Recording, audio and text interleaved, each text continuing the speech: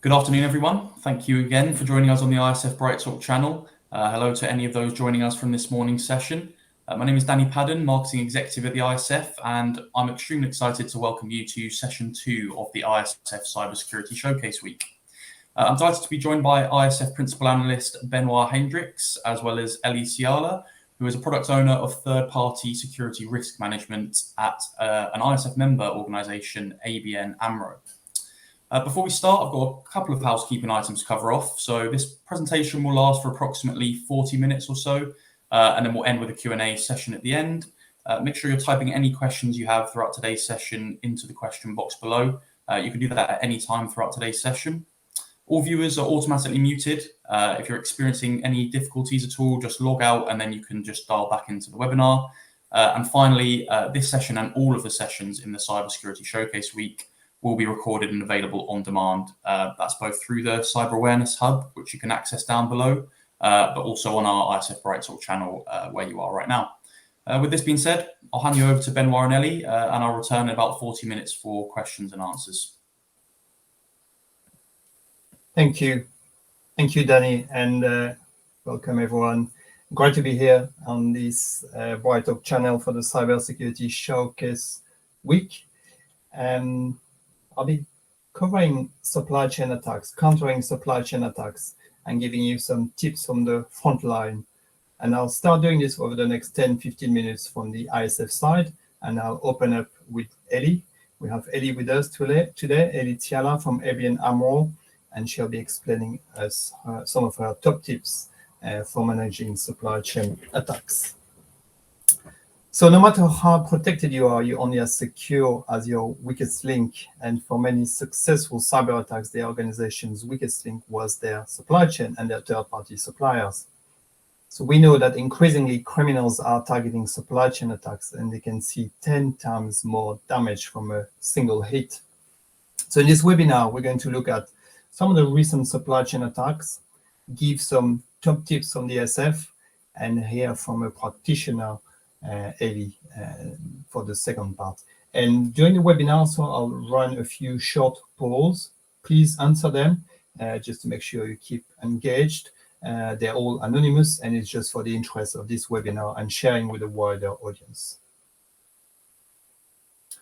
So we know about some of these attacks. I'll just highlight again some of these recent examples of supply chain attacks that have affected thousands of businesses, big, medium, and small, such as the first one, Kaseya, was the year before, where around 1,500 Kaseya customers using their cloud SaaS software solution were affected, including Swedish co-op supermarkets with 800 stores that had to close because the attack disabled the cash register. So a real impact on customers, real life impact really, and severe financial impacts as well. SolarWinds, in the case of SolarWinds, 18,000 customers were affected in the SolarWinds attack with access to supplier systems, including email at the US Treasury, Justice and Commerce departments gained by attackers. Many other supply chain attacks we have seen affecting such things as mergers and acquisitions as well, where undisclosed vulnerabilities causing fines and reputational damage.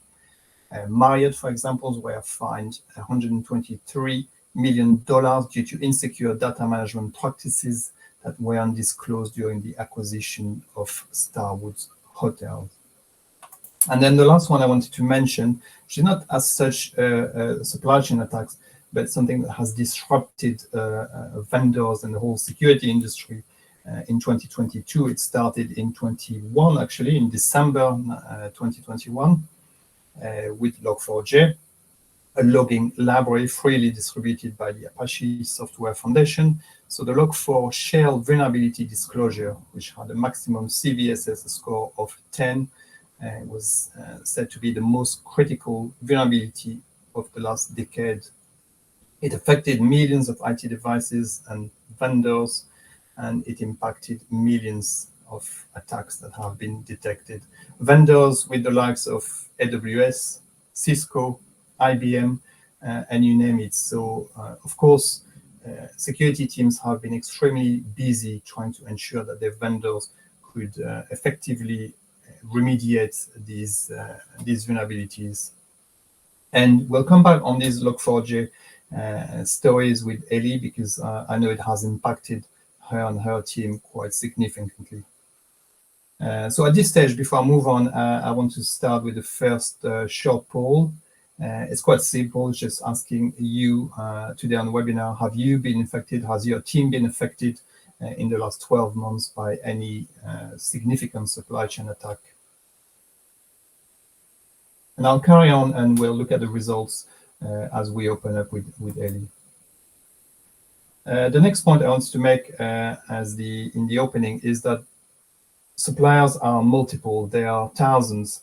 Recent surveys at the SF showed that members of the SF have over 1,000 suppliers. 2/3 of them have over 1,000 suppliers. And some of them, 16% of our members, have over 20,000 suppliers. So a lot of suppliers. And that's why it's hard. It's really hard to manage appropriately supply chain information risk, as this other survey shows. 85% of organizations are not fully confident that they have developed the right mechanisms for managing supply chain information risk. So if you have hopefully answered the first short poll, I'll launch a second one, asking you as well in your organizations how confident you feel about how you manage supply chain information risks. And again, we'll look at the results very shortly. Okay, so what do we do about these attacks? We all know about these attacks. First, I'll speak a little bit from the ISF side, the Information Security Forum. We develop tools and research material, and supply chain, of course, is a very important area that we look after. So we listen to our members and we try to help them answering the key questions. Key questions being, where is the information risk in my supply chain? How do I build the core security requirements into supplier contracts? And how do I maintain the up-to-date picture of risk in my supply chain? The first question being probably the biggest one, the most important, and the hardest one. And for that, we have developed two complementary manuals, research materials. One of them is called the Implementation Guide. It's extremely comprehensive. It gives you a whole approach to managing information risk for your supply chain.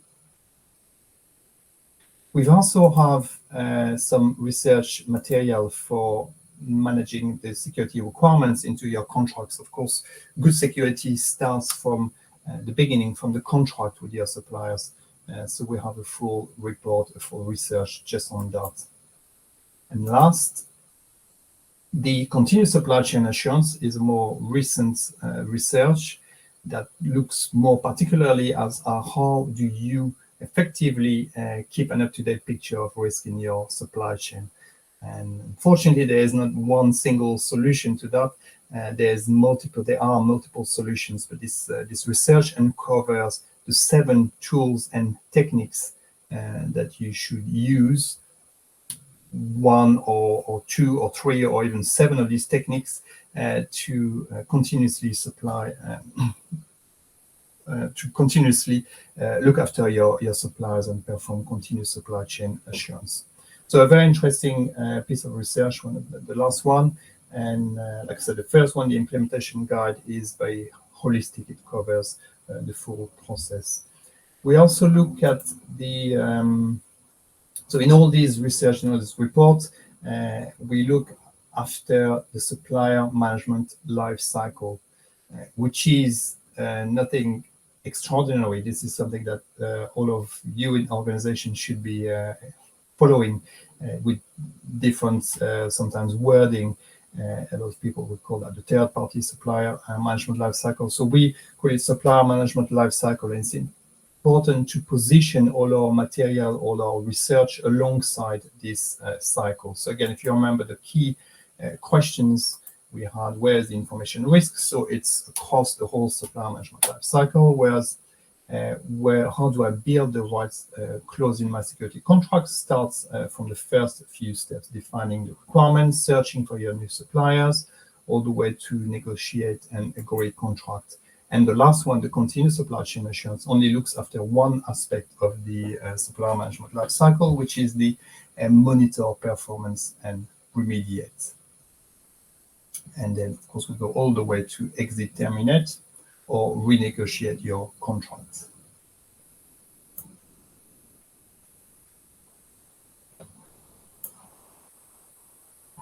And yes, we have more tools and research and assistance that can help you to manage information risk.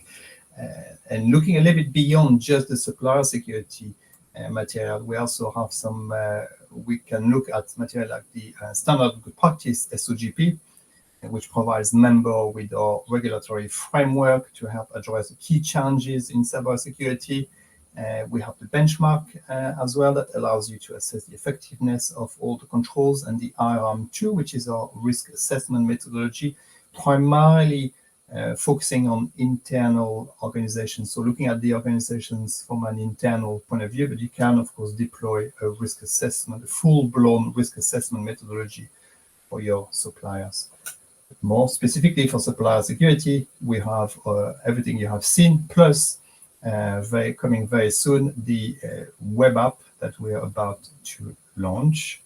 Supplier security web app is well underway, and it's actually about to launch. So for those of you who are members of the ISF, you'll soon be able to access a lot of the material or research in a web app tool, and that's going to go live in a couple of weeks' time from now. So to summarize, before I open up to the discussion with you and with Elli, 10 tips to manage supply chain risk. I will focus on a couple of them here. The first one you see on the left-hand side, visibility over all your suppliers, including mergers and acquisitions. I like to add M&As because it's sometimes overlooked, and get the example at the start of the Marriott breach, which involved mergers and acquisition. Regular assessment, triage by levels of criticality. Every organization, every ISF member do it slightly differently. It's important to be able to categorize all your suppliers. Some organizations will categorize their most critical supplier by type of information that you share, possibly some personal information or even medical records that you share with the suppliers. That would be probably in your highest tier type of suppliers. You want to verify the controls, of course. You want to build the right security requirements in contracts. Very important. You also want to have a solution that is you can afford in your organizations, and that allows you ease of resourcing. And I'll be very interested to hear more from Elli again on some of these aspects, which is where we have our final poll, the number 3 poll. What are your top tips or your most important consideration for supply chain security? I've given you 5 of these, and if you could let us know which one you think is the most important in this list, that'd be very interesting, and we can comment on these. So that's it from the ISF side. My name is Benoit Heynderickx, Principal Analyst at the ISF, looking after all of these tools and research, and primarily supply chain tools and research. I'd like to open up to Elli now, who is with us. It's great to have a member and a member organization with us who can give us a few more hints, a few more tips for all our listeners today. Hi, Elli. How are you? Hi, Benoit. I'm good. I am so sorry. Apparently, my camera decided that today it's not a good day to work. So you will just see a blank screen, but I'm here and I'm very, very happy to contribute to this discussion. Great. Thanks for being with us. And yes, so we can't see you, but we can hear you very loud and clear. So that's perfect. Do you want to set the scene a little bit before we go into the first poll result to analyze? You work in a supplier security team, yeah, or you call that your Yes, third-party management team? I work for the vendor security team within the ABN AMRO bank.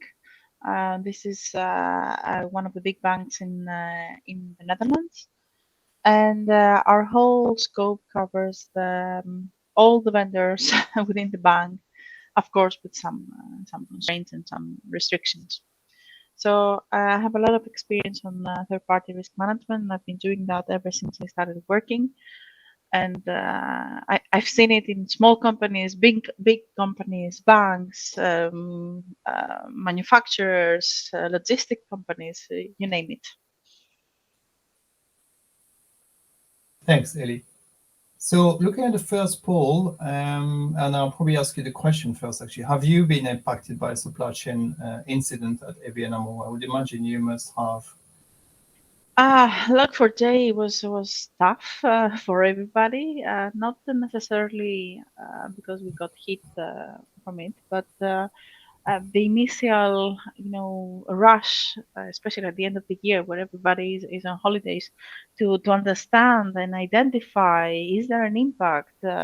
Is any of our suppliers impacted by this? And which suppliers? What do they do for us? Will we be impacted? That was interesting, I would say. Very interesting.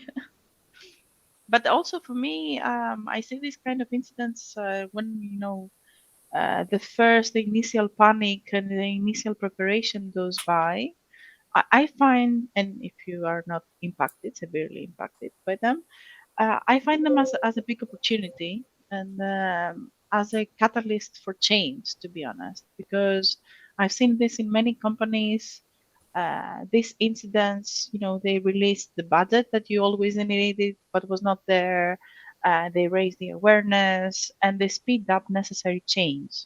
So all the change that you have planned and nobody was prioritizing because something else was more important, then all of a sudden it becomes really important and it actually gets done. Yes, right. Okay. So this year, yeah, Log4j has kept you very busy. I heard that we had a little talk, yeah, of course, before this webinar, and I remember you saying that it's not as such as supply chain attacks, but it has kept all the teams like you very busy. It's also, as you said, an opportunity and catalyst for change, and it helps demonstrate even more to your board executives how you need their buy-in, you need resources and tools, I guess, for managing supply chain risk, yeah? Yeah, and also, reveals small things that you never knew because this happens in a very large scale. And I'll give you a funny example. What we never thought of is, okay, we assess our suppliers, we investigate possible incidents, we reach out, etc. However, to do all of that, you need to have the contact details of your vendors, right? And somebody needs to maintain this and keep this up to date. And that revealed, if you do this in a very large scale, you do find suppliers where you either don't have a contact or the contact moved to a different role or a different position or a different company. So, these small things that seem trivial or irrelevant at the time. And then, when you actually investigate these large scale events become really, really important. So again, I see this as an opportunity. Lessons learned come out of this, and improvements happen, both technology-wise, tooling-wise, process-wise, and I think we all become better out of it. Unless you can keep your feet standing on the ground, because obviously it's not the case for all the companies. And things very simple, like you just mentioned, as having a good view of who your suppliers are and whom to contact when you need to. Yeah, exactly. So important details. Looking at the first poll, interestingly, we had quite a no answer. Have you been impacted by a supply chain security incident in the last 12 months? have 83% saying no. So either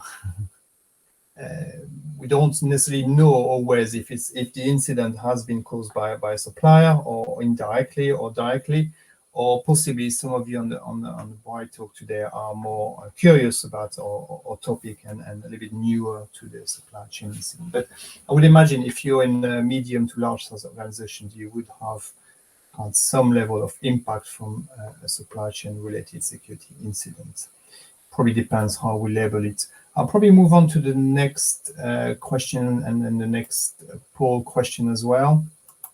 So we were looking at how much, and I'm just trying to open up my results. Yeah, how confident are our attendees with their existing supply chain risk management practices. Fairly confident. Maybe that explains why the level of incidence is quite low. So 62% of you are fairly confident, but 30%, so 1/3, are not very confident. How about you, Elli? Are you confident? I'm gonna say we are in between the fairly confident and very confident. We have matured our process. We have started. We've been doing that for a while now, and we are constantly maturing and improving. And as I mentioned, all these different small details add to make it better. I think I tend to the very confident, but I also, culturally don't want to tempt fate and say that. So I'll just say something in between the very confident and fairly confident. Yes, and I guess it's like to be seen as a continuum. Yeah, you don't, and you never stop anyway. You probably always have to improve yourself. You can't stop there and say, "Oh, well, everything is fine and I can just move on." And also the landscape changes. I mean, you cannot never say that, I've done everything that I could and that's it, and I'm exactly where I'm supposed to be doing and nothing needs to change. I always believe that the threats change, the landscape changes, the vendors change. So maybe you need to continuously reevaluate what you're doing and whether this is effective or not. Yes, absolutely. Yeah, you cannot just apply one technique and leave it as is and carry on. So on that, actually, what when you're saying you feel, let's say, fairly confident, what else do you have? Some of the good things that you have developed, or processes? Are they probably some of the standard usual ones that we hear about, or do you have any comments on that? How you? I won't be, very original. I will say yes. We depend heavily on questionnaires, as everybody else. However, our approach is that we have an initial tiering, so there is an inherent risk, let's say, when you're doing business with a specific supplier, and this is assessed. And based on this initial tiering, we decide, we drew the line and we said, okay, we're going to deal with these types of vendors, so this level of risk. And we send questionnaires. We actually use a platform for that, a managed service for this. So we don't send questionnaires ourselves. I highly recommend an approach like this. And we assess their responses, create, let's say, an initial understanding of the risk, the existing risk, the residual risk, and based on that, we prioritize more in-depth assessments. We heavily depend also on assurance reports to be able to filter out some of the vendors that somebody else already checked, right? Why do we need to do it twice? So yeah, we're using basically the same tools that everybody is using, but I think the let's say cutting edge of all of this is that we have automated most of this part. Of course, the deep dives, the more in-depth assessments and audits, they still need a person to perform them. But we have automated the rest. So for us, it's really easy to understand now where our risk lies in terms of our portfolio. And from what we see from our assessments, we also automatically raise issues and assign them to the risk owners, which in our case are the contract owners, to resolve. So this process for us is working really good right now and allows us to scale up really fast. Thank you. No, that's very useful. So yeah, the questionnaires are obviously needed, but automation is key there, and then bringing back the risk to the risk owners. Yeah, would be my take on what you just explained, Elli. Looking at the next poll, the top tips for countering supply chain attacks, there's a almost equal spread of responses there, and that does not surprise me because there are several techniques, of course, these days to look after your supply chain information risk, and there's not one single solution. It's very obvious, very clear. So a multitude of solutions. So here we had 5. Actually, one of them is rated 0%, so that's quite interesting.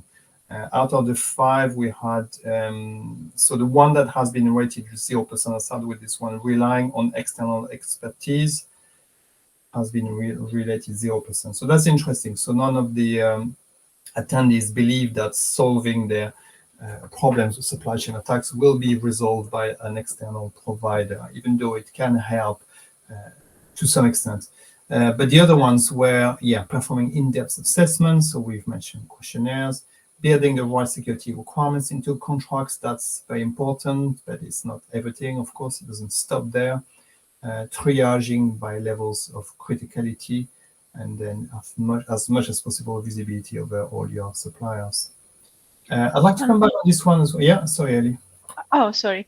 I wanted to say that the external expertise part, I think I understand what this is on 0%, because it seems like a luxury. So you need to have done everything else to be able to use that efficiently. However, now that we've reached a maturity level, for example, within our team, that we can report on security incidents, more effectively, understand where our risk lies, also in terms of risk areas, so access control, network security, etc. I think that's where threat intelligence, for example, comes in handy, because you can take the next step and prioritize your resources and your efforts towards what the landscape and the threat landscape looks like right now. And that's a very valuable input to have. I do agree that the security scoring is an indication, is kind of an extra piece of information to have there. It might not be extremely accurate in times, but it's another indication, it's another data point to collect about your suppliers. So I wouldn't disregard it completely.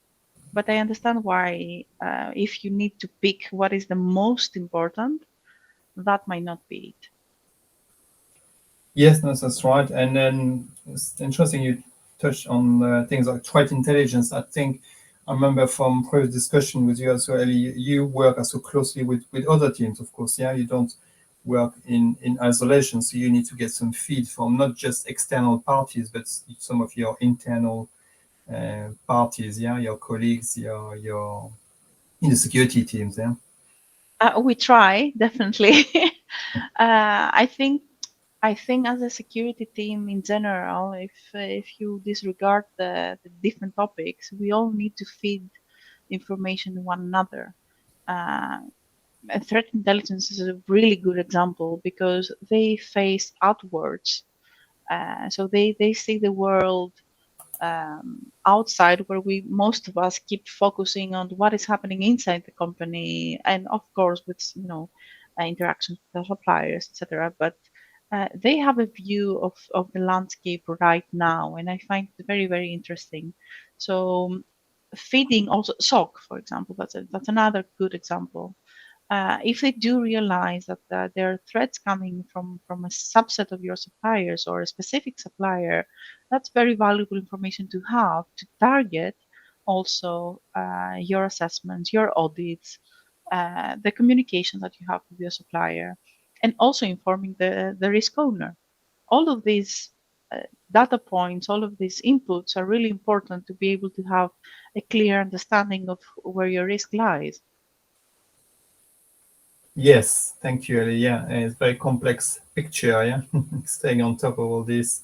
I'm just looking at the polls and the questions as well, and just reminding everyone that you're very welcome also to jump in and ask some questions. Have any questions you like for both of us, for Elli or myself. I do not see any coming just yet, but we can carry on the discussion. I was going to ask you a little bit more as well about where you see things going, Elli. You mentioned you cannot stay with what you have currently. So do you have any new techniques, any new ideas for, say, next year, improving your supply chain risk management?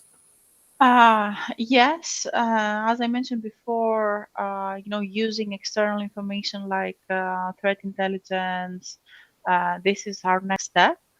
We're just reached that maturity level where we're able to consume this information now and drive our efforts to um, more dedicated risks, more targeted risks. But as if I step outside of our team a little bit and I see this independent of what we do, what I would say the next step would be is that we need to mature as a market. So not individually driving or selecting our suppliers, and these are our baseline security requirements, and you work with that, and we will assess you against that.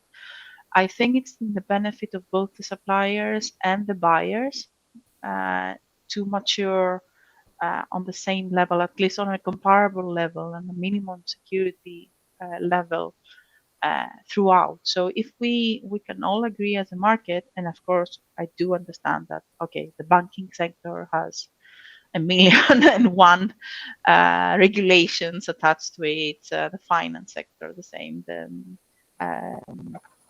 manufacturing sector the same. So yes, if you take these additional requirements off, and if you check, for example, the ISO requirements, the NISA requirements, the ISF questionnaires, all of these at the end agree to a set of a few security requirements. So this is basically what we as the community that works in information security have decided that these are the most important parts. So if we as a market define these security requirements and work with our suppliers to raise their maturity, I think that would be in the benefit of everybody involved. We all want mature suppliers. We all want suppliers that we don't have to work so hard to bring them into a level where it's agreeable. And the last part is, I think it's really useful for the suppliers themselves, because some of these companies are small companies with a very limited budget. If we can provide a framework, okay, prioritize your security spending. These are the top 20, let's say, controls that we are focusing on. If you want to prioritize security, start with those. And of course, yes, there will be more security requirements depending on the sector, but let's start with those. I think that would be really beneficial for everybody. Yes, thank you. Yeah, so your thoughts as to work beyond just your own remit as well. Yeah, trying to incentivize suppliers in general to enhance the security, make things as easy as possible for them. Yeah, with the top level of controls, like top 20 or now they're IT 18 from CS. But like you said, every international standards have their own top controls. So suppliers should be able to be more and more aware of which one are these really. Yeah. I'm just trying to looking at the question box. So coming back a little bit onto the tiering of suppliers is something that we didn't talk so much about. I've only heard this expression over the last few years. Tiering suppliers, how do you do that at ABN AMRO? Do you have a sort of simple system, critical, less critical? We separate the suppliers in 5 tiers, tier 1 until 5. Tier 1 is the highest, let's say the most important. This is done in a combination of factors, and this is done on a contract level. So when a contract owner is signing a new contract, they need to respond to specific questions that then determine the tiering. Some of these questions are, financial questions. How much does this contract cost, for example? And some other questions are more security in nature. For example, will this supplier have a connection to our network? Will this supplier handle critical data? So all of this different information are taken into account to generate the tiering of the vendor. And we see the tiering as the inherent risk of doing business with this vendor. And because every vendor has multiple contracts, the highest tiering that any of the contracts assigned to a specific vendor exists, then this is the tiering of the vendor, basically. So this is how we do it. And I think it's a quick and easy way of doing it. Thank you. And then from there, it drives you to deploy a certain set of techniques to do further assessments and review or risk assessments of the suppliers. Is that right? Yes, we do follow the same approach because we draw the line in tier 1 and tier 2 suppliers instead of going through all the tiers. And the tiering of the vendor actually affects how strict we are in giving a green light. So the more critical a vendor, the more strict we are before we say, okay, yes, this vendor is a good vendor, green vendor, everything is fine. Thanks. Yes, and it's important to be able to do that. Like we said at the start, some organizations have over 20,000 suppliers. I'm sure you're not far off, if not more or less. It's important. Yeah, you cannot focus all your effort on all 20,000 suppliers. So you need to do some tiering. Yeah. A couple of more specific. Yeah. Oh, sorry. There was just a cough. I'm sorry. Just moving on to a few more specific questions. If you have any specific tools, software do you use for threat intelligence? I think it's more a team-based kind of access you have. Yeah. We are fortunate enough to have a dedicated team for that. The benefits of being in the banking sector. Again, drilling down to quite interesting specific questions. What is the exception management process for identifying risk which cannot be resolved by the supplier? So I guess do you work with the supplier, or do you force them to resolve the issues? The way we operate is we are advisors to the business. So the business owns the risk. If they decide that they want to accept the risk, depending also on the criticality of the risk and the criticality of the supplier, they need to gain formal approval. There's a committee for that, for critical and high risks. This is in line of the risk appetite of the bank. So this is in line with all the policies that define what is acceptable risk and what is not. Of course, we advise the business owners, so the risk owners, what we believe the risk response should be, but at the end of the day, they are the risk owners, so they should make the decision. Yeah, no, you're absolutely right, Elli, and sometimes we forget that when we're deep down into our security topics, that we're there to support the business and help the business. So at the end of the day, if the business wants to accept the risk, then they'll have to take this decision. But with the right level of information, of course, and knowledge on the potential implications. So I was asking about the key parameters to tag any vendors as critical vendor. I think we've kind of touched on that when we talked about the tiering that you doing. I don't know if there's anything more you want to add to that question, Elli. No, this is basically what we consider a critical vendor. Yes, these are the parameters of the tiering, as I mentioned before. So, do you have access to our network? Do you handle sensitive or critical data, and so on and so forth? But we also use information while we have already tiered the vendor.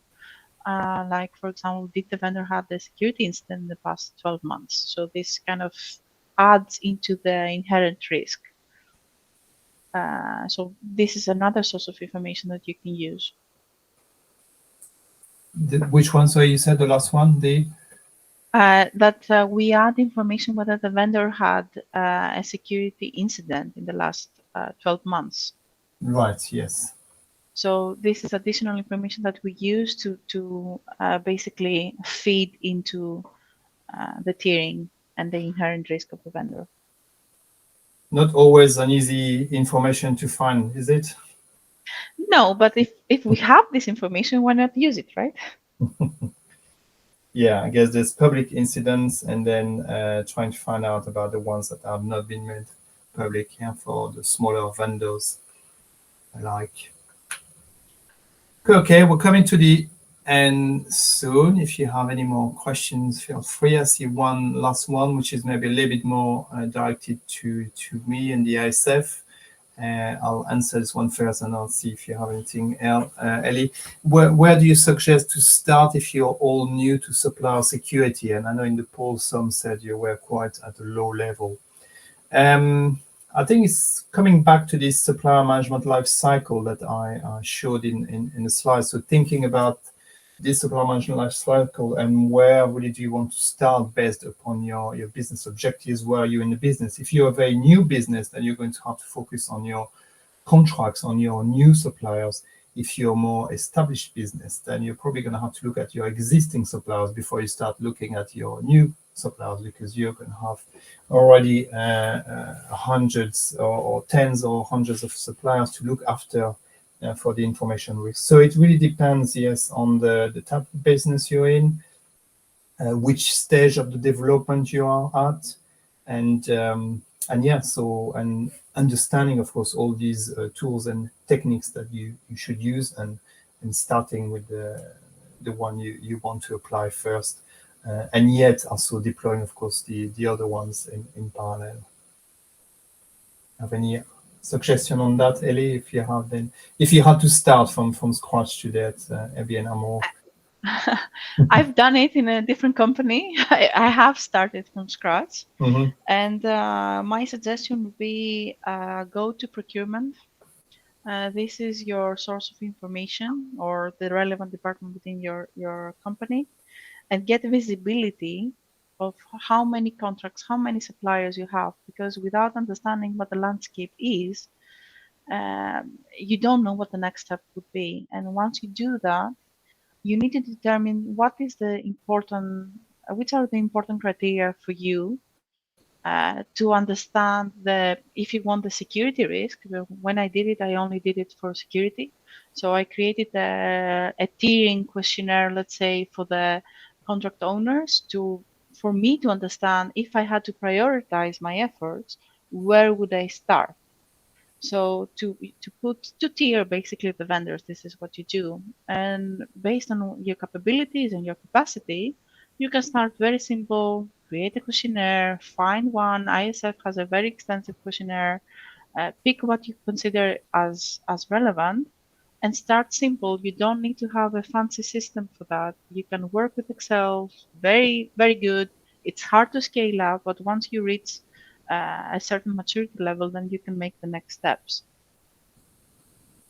Thanks, Elli. Yes, go to the procurement teams, look at the contracts, and see how big what's the scale of the work we need to go into. We have another question just came in. It's quite a wide questions. I don't know if we can comment on this. I'll let you start, Elli, and I'll give a few comments. How to manage regulatory compliance requirements with suppliers from different countries. We do get this question a lot at the SF as well. Yes, that's a hard question. I'll tell you that. Obviously, if the suppliers in the EU things are getting a little bit better, because you kind of rely on also on the European directives. But if you look on specific countries, to be honest, you need the support from legal for that. You need somebody, we can be an external party to let you know what is the framework there. If you have presence yourself there, so if you have a subsidiary to a different country and you want to assess these subsidiaries suppliers, how they're doing, then you need to have some legal presence. You need to have somebody explain to you the legal framework and what is required. Now, if you don't have presence, but you do have a supplier residing in a different country, I think at the end of the day, you need to see what your requirements are. So what you as a company, what kind of requirements you have, and the supplier needs to meet these requirements. Now, if they don't comply with local regulations, I think you're not able to see that apart from going over there and actually doing an audit and also have knowledge of these regulations, which is not always easy. So yes, it's a very hard question, not an easy answer. I know, but you're right. The important point also you raised is working with the legal teams. Yeah, so we said before we talked about the procurement teams, but also legal, of course, are heavily involved in this supplier risk management discussions aspect and analysis, because they should help building the right contracts. And of course, it's important to understand from your suppliers where they operate, because sometimes they operate in locations that you would not have suspected. So in many cases, yeah, you would be advised to go and talk to your legal teams for your significant suppliers. Yes, and then an example of that would be the recent Schrems 2 regulation now. So you now need to understand the framework where your supplier is residing and whether this has any impact to your Schrems, so your private data. And I think it's again the same. So you need to understand what your requirements are, what the regulations that you need to comply with, and then check if the suppliers meet these requirements, and if they don't, or they cannot meet it because they are in a different regulatory framework, then to check what you can do or how you can bridge this gap. It's very similar. This is happening now. I'm guessing many companies are busy with this. Yes, another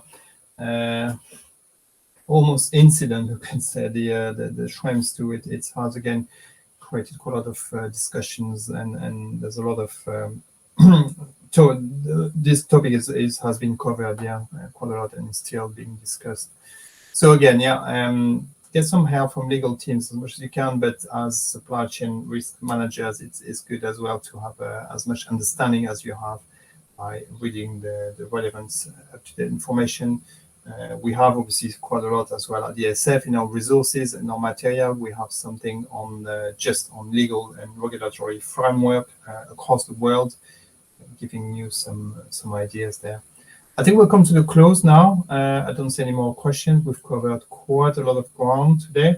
So that's probably enough for everyone, for all our listeners. I hope you learned something today. I surely did. Had a really good interaction. Thank you very much, Elli, for being with us today. Thank you, Benoit. It was a pleasure as always. And I'll hand back to Danny to close. Thank you. Thank you very much, Benoit. That was really great insight there from you. So I'd just like to close up and just let everyone know. Ooh, apologies, my camera has decided to do the same as Elli's today. So I'm just going to have to go for it like this. But I just want to remind you all that these sessions are all available on demand. You can please go head down to the download section below. You'll be able to find your Cyber Awareness Month resource kit there. That's going to take you to all the resources you need for Cyber Awareness Month. We've still got a great upcoming program this week. So I encourage you to register and please also share across your network. You can engage with our speakers if you're attending live, but again, as I said earlier in this morning's session, on demand is just as effective in providing a resource to strengthen resilience across your organization. This morning's session I've just referred to is already available along with all of our other previous sessions. We do run yearly webinar campaigns, so you don't have to wait until tomorrow. There's plenty of resources available right now for you. But yeah, if you enjoyed today's session, please feel free to leave a rating down below. And I look forward to seeing many of you tomorrow morning. We're going to have Dan Vasile from Bluevoyant. He's going to touch on a few of the topics today with supply chain security, but he's going to provide some more industry-specific context. So thank you very much, Benoit and Ellie, and I look forward to seeing everyone tomorrow.